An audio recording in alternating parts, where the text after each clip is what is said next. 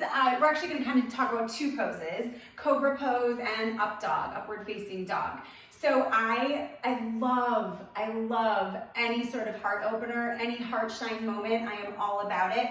I think Up Dog totally gets ignored a lot of times. I think it gets thrown in like chaturanga, up dog, down dog, blah, blah, blah. And like no one thinks about it or takes the time to get to know it, takes the time to enjoy that moment or really learn about its benefits. So we're gonna do, or make sure you're doing it correctly, honestly. So that's what we're gonna talk about today. First things first, benefits of Cobra pose and or upward facing dog. Hand strength, wrist strength, arm strength, shoulder and heart openers, spine lengthener and strengthener. Strengthener? Yeah, that's a word. It helps stimulate the abdominal organs. It helps to alleviate stress, anxiety, depression, although find a yoga pose that doesn't, because yoga is the coolest for that.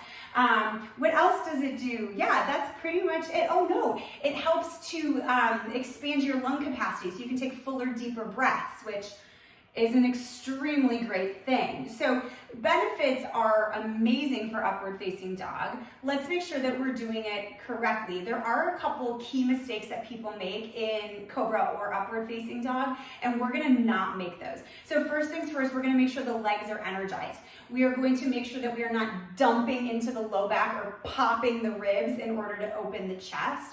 We are going to make sure that we're not dumping into the wrists. And we're going to make sure that we're not wearing our shoulders as earrings or leading with the chin and completely crushing the cervical spine, like completely smushing down the back of our necks. So one thing we're going to talk about right now is just the wrists.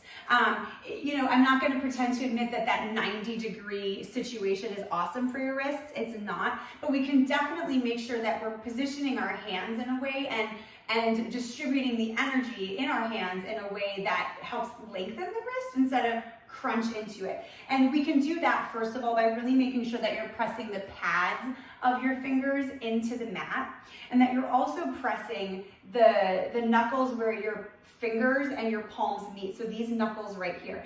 These guys and these guys really press down into your mat, and there's a bit of an energetic or like a tiny actual lift through that second knuckle of the hand. I also like an energetic lift up through the palm. So I imagine there's a little blueberry underneath my palm. So my fingertips are pressing down, the knuckle where the fingertips and the palms meet, these guys right here are pressing down into the earth. There's an energetic lift up through the palm, and you should notice right away if you're pressing down just to the heel of your hand versus shifting that weight forward into the fingertips and where the fingers and palm meet and energetically lifting up through the palm, you will automatically feel a release, a lengthening that happens in your wrists.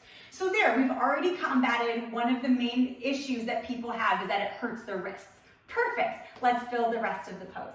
So we're gonna start laying on our bellies.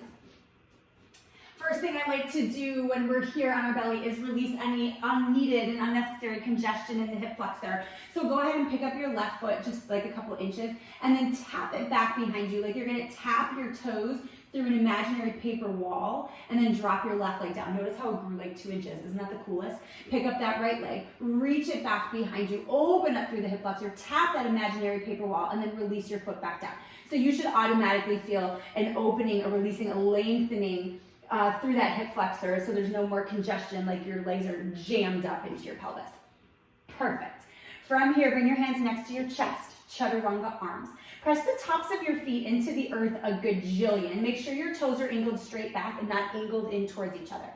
So toes are angled straight back, tops of the feet are pressing down like crazy into the earth. In fact, they're pushing down so much and rooted into the earth that your thighs have gotten firm. So your thighs are firm and your knees have lifted up.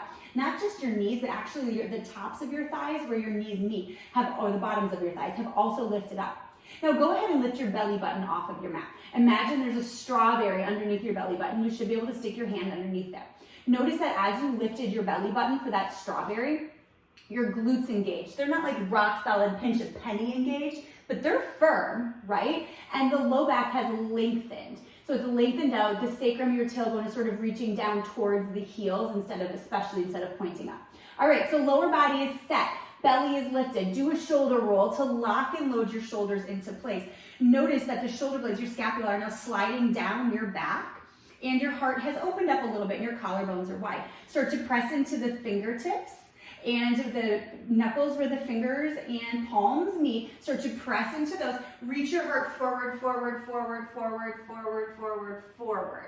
So maybe you started reaching forward and then you've gotten to where as high as you can go, and that's totally fine. Your heart is reaching forward, front of the throat is long, back of the neck is long, and your feet are super engaged. Maybe you were able to lift up just a little bit higher wherever you're at. Heart is reaching forward, shoulders are down, elbows are squeezed into side body, right? Elbows squeezed into side body, that part's super important. Reach back with the big toes, hips are pressing forward, shoulders are down, heart is lifting, lifting, lifting. There's no tension in the low back. There's just length and space. Big breath in, and then exhale nice and easy, melt your way down. So that is Cobra pose. Your Cobra can be as big or as little as you want. It's just what you're comfortable with. There should be no compression or pain in your Cobra. And it's not just an opening of the heart and a crunching of the low back or a crunching of the cervical spine where you're leading with your chin. It's like a completely uniformly open spine. Let's talk about up dog. The biggest difference here is that your hips and and ribs are not on the ground. It's just your hands and your feet. So from here, build the pose. Again, press the tops of the feet into the earth so much so that your thighs get firm and lift.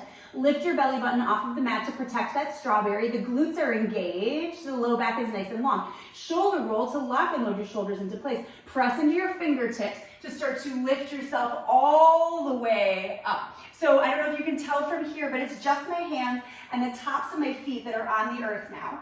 Hands are directly underneath the shoulders. They are strong columns rooting down into the earth. I'm reaching back through my big toes. I'm drawing my belly up and in, and I'm lifting and shining my heart up. My shoulders are down away from my ears. I'm not shrugging. I'm not reaching through the crown or through the chin and sort of dumping into either the low back or the cervical spine. Everything is super long, super lifted, and I'm just enjoying this gorgeous heart shine, choirs of angels, whoa, energy that I am creating with that open heart. Take a big breath in. As you exhale, go ahead and release your knees to the earth. Find a child's pose, hips to heels. If you know me, you know I like to wiggle, wiggle, wiggle. If you can't dance and shake your booty on your yoga mat, then you're doing something wrong. Let that just settle for a moment. And then go ahead and sit up onto your knees. So guys, that's an up dog or a cobra pose. Again, super important elements to that pose are making sure that the legs are super engaged. They're not just like doing nothing. Tops of your feet are really pressing in down into the earth. The thighs are lifting. The belly button is lifted up. We are not in the business of crunching into the low back to make this pose. Heck no.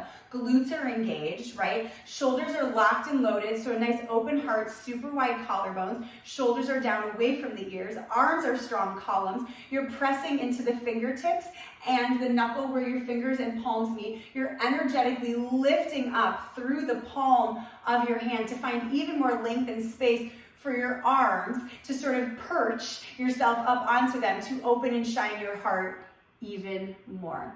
In case you can't tell, I am a huge fan of heart shine moments. I think our hearts are meant to be open and not hidden. So if you have any questions about your cobra pose or upward facing dog, please get a hold of me. I am happy to talk about it with you. If you're looking for opportunities to throw your new and exciting cobra or up dog into a practice, go check out all the practices at shinyhappyyoga.com or hop on one of the live Zoom classes with us. You can DM me for the details on that. Thank you guys so much. Again, questions or comments, lay them on me. Let's see what pose we dissect next Tuesday. Oh, it's going to be exciting.